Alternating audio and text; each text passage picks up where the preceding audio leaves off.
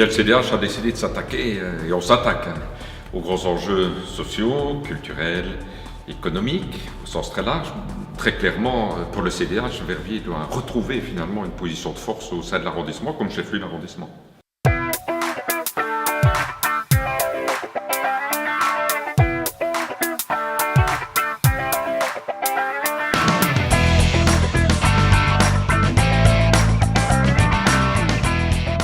En fait, depuis quelque temps, la zone de Police-Vestre a constaté une recrudescence des vols dans les maisons des quartiers de la périphérie.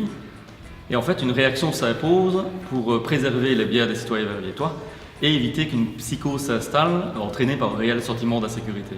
Et alors, une des solutions proposées par les instances publiques est la création d'un partenariat local de prévention, dit plus communément PLP. C'est important de préciser que PLP, c'est d'abord une initiative citoyenne, c'est un groupement structuré de citoyens qui vont s'échanger des informations par rapport à des comportements suspects, des délits.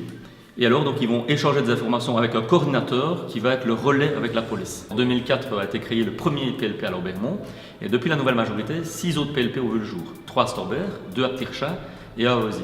On peut aussi se réjouir de l'implication de l'Union des commerçants de Verviers par la création d'un PLP des commerçants.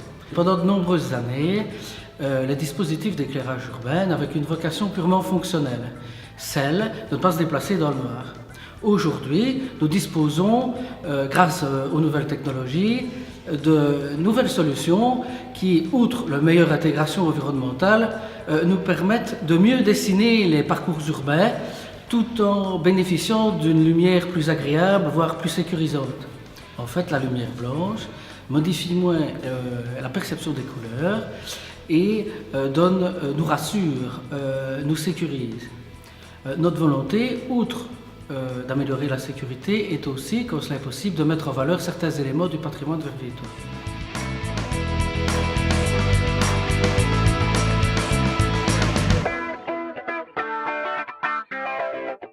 L'équipe CDH est une vraie bonne équipe avec des personnalités, de belles personnes très différentes qui sont animées de la volonté de construire Verviers ensemble. C'est d'abord de ça qu'on a besoin. Et construire Verviers, ça nécessite des projets qui vont s'étaler dans le temps. On sait aussi que les grands projets de développement, ils ne se réalisent pas sur 5 ans. Il faut pouvoir avoir 10-15 ans d'intervalle.